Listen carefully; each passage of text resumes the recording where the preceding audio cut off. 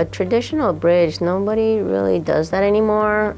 I mean, actually, you're ruining two teeth to make it a bridge. So if you're missing a tooth in the middle, to make a bridge, you have to cut the teeth on each side of the missing tooth and then connect it together. So then if there's nothing wrong with the teeth next to it, then you just ruined it by having to cut it to make it a bridge. So nowadays we do implants instead. So instead of cutting the teeth on either side of the missing tooth, then we're gonna, make an implant instead and then put a, crown in the middle.